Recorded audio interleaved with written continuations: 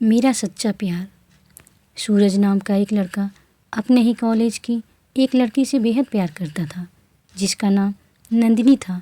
सूरज और नंदिनी कॉलेज की एक ही क्लास में बैठते थे, मगर वो दोनों अलग अलग बेंच पर बैठते थे। सूरज पढ़ाई में बहुत ही अच्छा था, लेकिन आजकल उसका पढ़ाई में बिल्कुल भी मन नहीं लगता था। वो हर वक्त नंदिनी के बारे में ही सोचता रहता था। एक दिन जब कॉलेज से छुट्टी हो रही थी, तभी अचानक नंदिनी को कॉलेज के एक लड़के ने, जो कि नंदिनी का ही दोस्त था, उस लड़के ने नंदिनी का हाथ पकड़कर उसे आई लव यू कह दिया। तभी नंदिनी ने उसे कहा कि तुम सिर्फ मेरे एक पक्के दोस्त हो, इसका मतलब ये नहीं कि मैं तुमसे प्यार करती हूँ।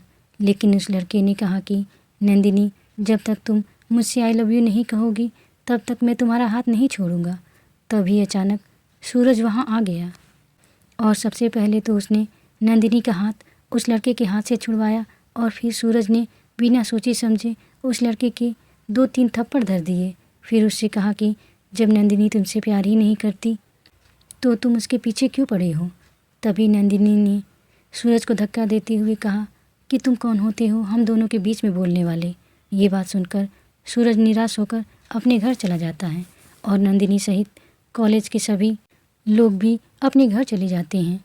घर जाकर जब नंदिनी सूरज के बारे में सोचती है, तब उसे एहसास होता है कि सूरज ने तो मेरी उस लड़के से हेल्प ही की थी और मैंने उसे कितना भला बुरा कह दिया। तभी नंदिनी सोचती है कि कल मैं कॉलेज में ही सूरज को सॉरी कह दूंगी। और अगले दिन नंदिनी कॉलेज जाती है, लेकिन सूरज उस दिन कॉलेज ही नहीं आता। क्लास में बैठी हुई नंदिनी सोचती है कि लगता है सूरज को मेरी बात का कुछ ज़्यादा ही बुरा लग गया। तभी नंदिनी क्लास के एक लड़के से सूरज का फ़ोन नंबर ले लेती है और घर जाकर सूरज को फ़ोन करती है। तभी सूरज फ़ोन उठाता है। जैसे ही सूरज फ़ोन पर हेलो कहता है, वैसे ही नंदिनी पूछती है, क्या आप सूरज बोल रहे हो? मैं नंदिनी बोल रही हूँ। नंदिनी का नाम सुनते ही सूरज कहता है, हाँ मैं सूरज ही बोल रहा हूँ, लेकिन तुम्हें मेरा नंबर कहाँ से मिला? तभी नंदिनी कहती है, सूरज तुम्हारा नंबर मैंने तुम्हारे क्लास के एक दोस्त से लिया है, और वो इसलिए क्योंकि मैं तुम्हें सॉरी कहना चाहती हूँ। तभी सूरज कहता है, नंदिनी तुम मुझे सॉरी क्यों कहना चाहती हो? तब नंदिनी कहती है, वो सूरज, मैंने कॉलेज में तुम्हें उल्टा सीधा कहा और तुम्हें धक्का भी दिया, जबकि तुमने मेरे भले के लिए ही मेरी हेल्प की थी, इसलिए मैं तुमसे अभी सॉरी कहती हूँ। प्लीज़ मुझे माफ़ कर दो सूरज। तभी सूरज कहता है कि नंदिनी इसमें तुम्हारी कोई भी गलती नहीं है, सारी गलती मेरी ही है। मुझे तुम दोनों दोस्तों के बीच में नहीं आना चाहिए था। हाँ, अगर मैं भी तुम्हारा दोस्त होता तब मुझे तुम्हारे बीच में बोलने का पूरा हक होता। तभी नंदिनी कहती है कि सूरज तुम तो मेरे लिए एक दोस्त से भी बढ़कर हो, क्योंकि उस वक्त तुम्हारे सिवा और किसी ने भी मेरी हेल्प नहीं की, और वैसे भी वो लड़का बहुत दिनों से मुझे प्रपोज करने के लिए मेरे पीछे पड़ा था। तुमने सही वक्त पर उसे सबक सिखाया, और वैसे भी वो लड़का ना मेरी दोस्ती के काबिल है और ना ही मैं उससे प्यार करती हूँ। काश सूरज तुम्हारे ही जैसा अच्छा लड़का मेरा दोस्त होता, जो मेरी हर परेशानी में मेरा साथ देता। तभी सूरज कहता है कि नंदिनी मैं हूँ ना तुम्हारा सच्चा दोस्त, आज से तुम मेरी सबसे अच्छी दोस्त हो। तभी नंदिनी भी सूरज से दोस्ती के लिए हाँ कर देती है, और अगले ही दिन वो दोनों कॉलेज में मिलते हैं और उस दिन से क्लास में भी एक साथ ही बैठते थे। अब उनकी दोस्ती और भी गहरी होती जा रही थी और वो दोनों बाहर भी घूमने लगे थे। अब सूरज नंदिनी को अपने दिल की बात बताना चाहता था, लेकिन जब भी वो नंदिनी को अपने दिल की बात बताने उसके सामने जाता तो वो यही सोचता था कि कहीं नंदिनी को उसकी बात का बुरा ना लग जाए, और कहीं नंदिनी ने उसे मना कर दिया तो क्या होगा, कहीं हमारी दोस्ती भी ना टूट जाए। इसलिए सूरज कभी नंदिनी से अपने प्यार का इजहार ही नहीं कर पाया। अब धीरे धीरे कॉलेज भी ख़त्म हो गया, लेकिन कॉलेज के आखिरी दिन भी सूरज नंदिनी को प्रपोज नहीं कर सका, और उस दिन वो बहुत ज़्यादा उदास था। तभी नंदिनी ने सूरज से पूछा कि तुम आज इतने उदास क्यों हो? तभी सूरज कहता है कि नंदिनी मुझे तुमसे कुछ कहना है। नंदिनी भी यही कहती है कि सूरज मुझे भी तुमसे कुछ कहना है। सूरज कहता है कि नंदिनी पहले तुम कहो। तब नंदिनी कहती है कि मैंने अपने लिए लाइफ पार्टनर चुन लिया है और कुछ ही महीनों में मेरी उससे सगाई भी होने वाली है। तब नंदिनी कहती है, अब तुम अपनी बात बताओ। तभी सूरज की आंखों में आंसू आ जाते हैं और वो वहाँ से ये कहकर चला जाता है कि मैंने तुम्हें अपनी बात कहने में बहुत देर कर दी। और नंदिनी भी उसकी ये बात सुनकर उदास होकर चली जाती है।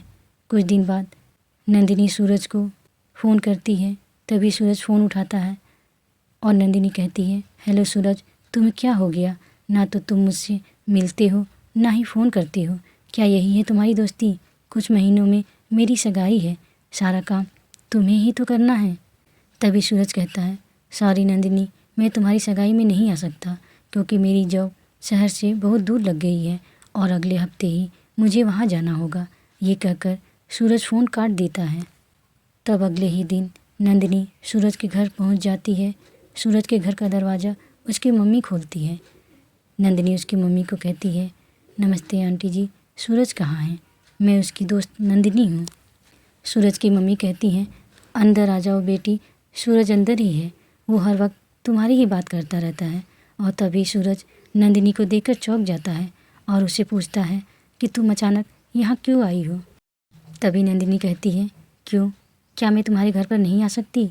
तब सूरज कहता है, नहीं नहीं, ऐसी बात नहीं है नंदिनी, तुम यहाँ जब चाहो तब आ सकती हो, मगर अब तुम्हारी सगाई होने वाली है ना, इसलिए तुम्हें सगाई की सभी तैयारी भी तो करनी है ना।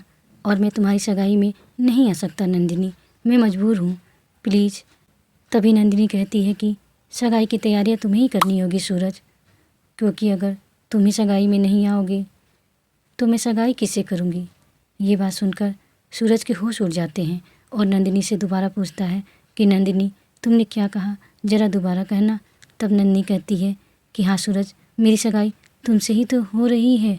तुमने तो मुझसे प्यार का इजहार किया ही नहीं, लेकिन तुम्हारी आंखों में मुझे हर वक्त प्यार ही नज़र आता था।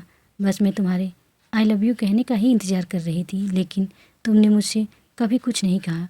मगर मैंने तुम्हारे बारे में अपने पापा मम्मी को बता दिया और उन्हें ये भी कहा कि मैं भी सूरज से बहुत प्यार करती हूँ और ये सगाई का प्लान भी मेरे पापा का ही है।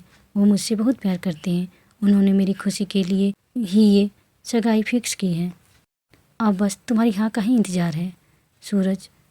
तभी सूरज बहुत खुश होकर कहता है कि नंदिनी, तुमने तो मुझे डरा ही दिया था, मगर आज मैं बहुत खुश हूँ। तभी उसी वक्त सूरज नंदिनी को आई लव यू कहकर प्रपोज कर देता है और दोनों ही बहुत ही खुश हो जाते हैं और दोनों की सगाई और फिर शादी भी हो जाती है।